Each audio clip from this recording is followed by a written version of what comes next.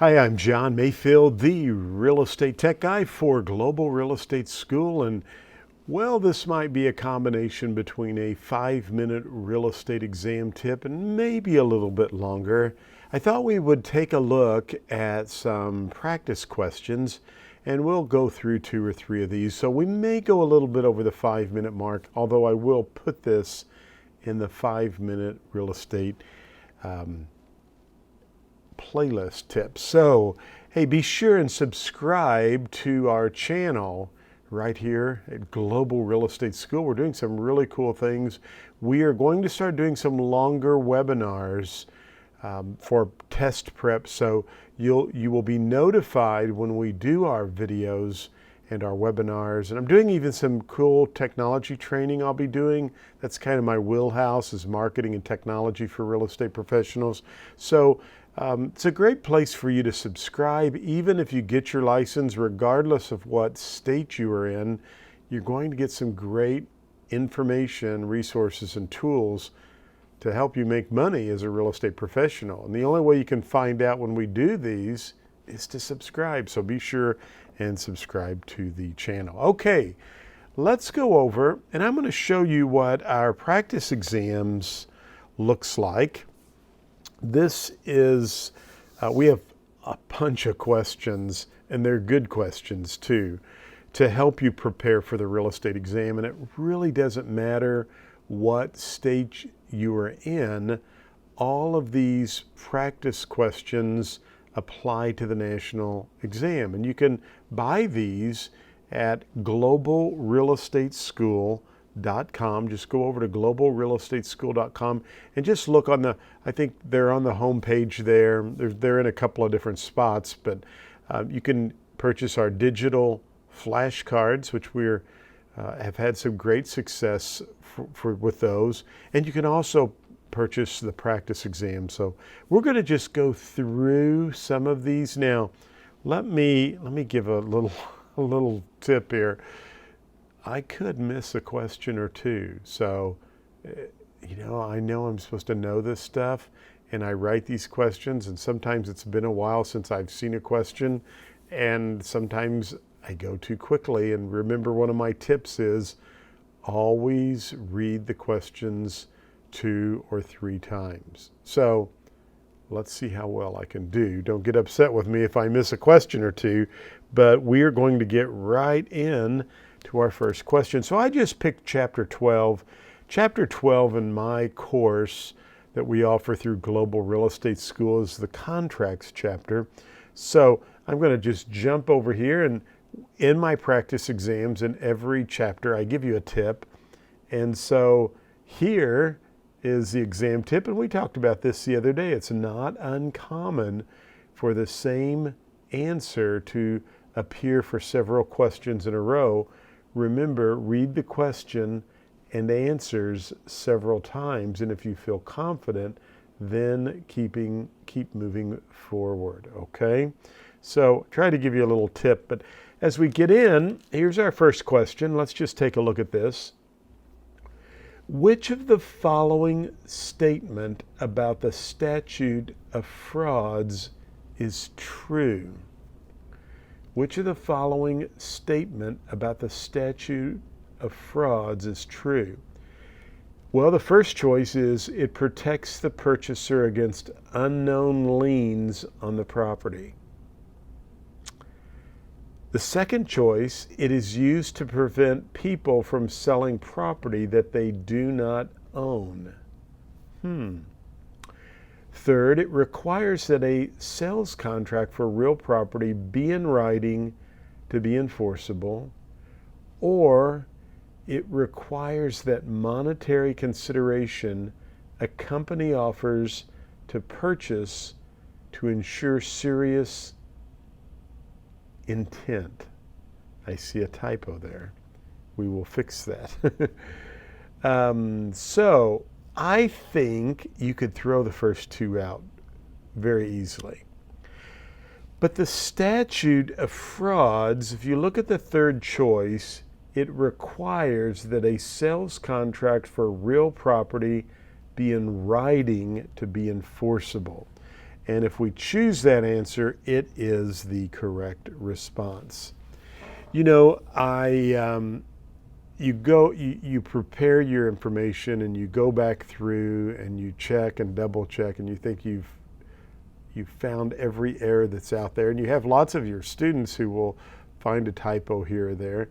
And I started recently reading some of the questions for a couple of my students because they would like to have them in a podcast format. And it's amazing some of the few little things I can pick up when I'm reading these very slowly and carefully. So we'll fix that typo, and I apologize about that. But I want to remind you that the Statute of Frauds has to do with contracts to be in writing, okay? Contracts must be in writing to be enforceable. Statute of Frauds, contracts in writing. Let's go to the next question. One of the principal purposes of the Statute of Frauds is to regulate personal property transfers? No, that would be a bill of sale. Eliminate the perjury and fraud that may occur in trying to prove oral contracts? Look how they've actually taken that topic of Statute of Frauds and contracts must be in writing and have really jazzed up the verbiage and the way they can ask you questions. That's the answer I'm going to go with. But remember, John says, always read the question 3 times, at least 2, but 3 times, and read all of your answers as well, okay? So, the third choice, set a time limit within which a lawsuit may be filed or barred. That is the statute of limitations. Time period, statute of limitations. And control the sale of business opportunities. That would be more of your securities and exchange. So again, one of the principal purposes of the Statute of Frauds is to eliminate the perjury and fraud that may occur in trying to prove oral contracts. Correct. Good. All right. A listing contract would be an example of a bilateral contract, a dual contract, a unilateral contract, or a general agency contract. Well, a listing contract is a special agency. So I think we could eliminate the last choice. Unilateral contract, there's only one promise. Remember, a unilateral contract would be an example of a reward or a bonus being offered. A dual contract, that's just kind of in there to throw you off a little bit. But the correct answer for a listing contract, when there are 2 parties, bilateral contract, you have a seller who promises to sell and pay a commission. You use good efforts to try to find a ready, willing, and able buyer. So remember that a listing contract would be a good example of a bilateral contract. Good job. One more, and we will wrap it up because it will be right at 10 minutes. What is the main purpose of a rescission agreement? Oh gosh. Let's see, this could be tough. It is the legal remedy of canceling a contract with a seller now liable for damages. It is the legal remedy for canceling a contract and returning the parties to their original positions. That sounds pretty good. It is the legal remedy of canceling a contract with the defaulting party liable for damages. Or it is the legal remedy of canceling a contract with a buyer now liable for damages. What is the main purpose of a rescission agreement? Well, if you have what is called a rescission, and I hope I'm pronouncing that correctly. They did take phonics out of school when I was a kid, and I have been forever taunted over that. But if you're rescinding something, you're backing out of the deal, right? Rescission, backing out of the deal, rescinding an offer, rescinding a contract. So let's go read this question again here. What is the main purpose of a rescission agreement? Well, if it's an agreement to rescind, I think it would be the legal remedy for canceling the contract and returning everybody to their original positions. It's an agreement, right?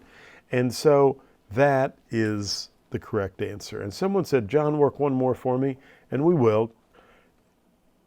Although I'm having such good luck, I probably should end while I'm in good graces here. I have to be honest with you. The other day, I mentioned I'm doing some of these questions for some of my students. So I pulled up some questions I had in a review module for Missouri license law. And I saw this, I'm going through, and I got a question wrong. And I'm looking at the question and I'm like, how did I miss that? All of the answers are true, were true. And here I've recorded the video and I've messed it up.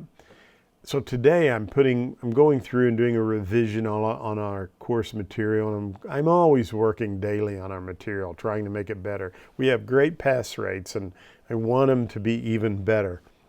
And great reviews too, which I appreciate. Just heard from a student last night who passed both parts of the exam and was telling me thanks and how much they appreciated the school. But anyway, I'm in my main files, and I ran across that question, and I thought I had fixed that question. So I must have been looking at an old file when I recorded the video. So I quickly found out what my problem was and made sure those were off of my iPad, which is what I was using, so that in the future I've got all of the correct information. So I guess what I'm trying to say is, I don't want to miss this next question. And here I am going to do one more, but we'll do it just because I know it will help you. Which of the following requires that contracts for the sale of land be in a court of law? Which of the following requires that contracts for the sale of land be in a court of law? Would it be novation, valuable consideration, statute of frauds, contractual interest?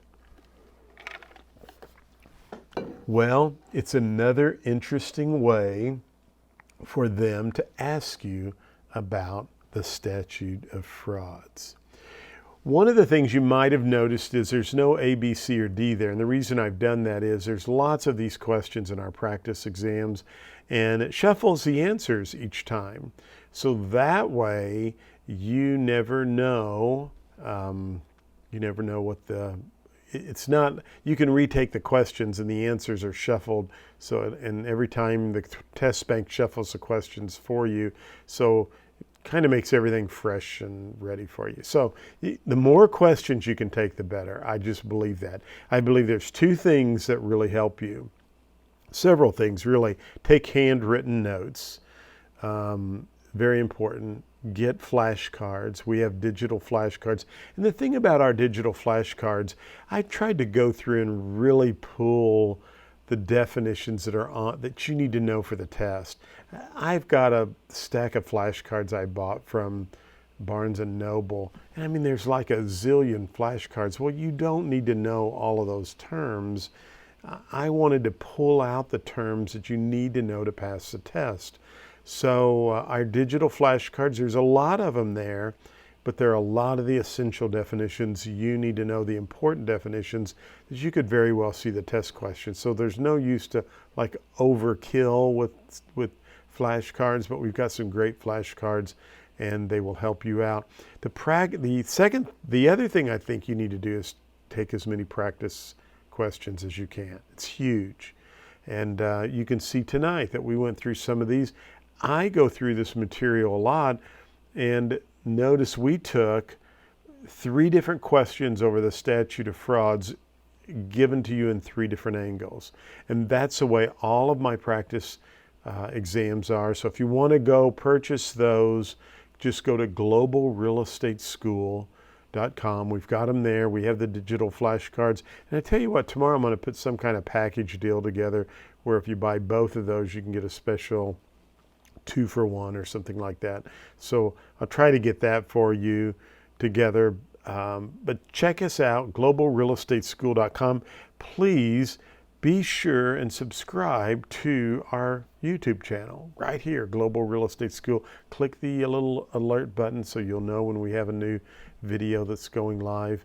And we're on Instagram, we're on Facebook, we have an Amazon skill, so you can download our skill for your Alexa and say, Alexa, tell me about Global Real Estate's news or Global Real Estate School, and you'll hear our podcast there. And speaking of podcast, yes, I've got all of the material plus much, much more that you can listen to while you're going back and forth to work, while you're exercising, while you're sitting around at home. Listen to the podcast. They're very helpful for you. So check us out, globalrealestateschool.com.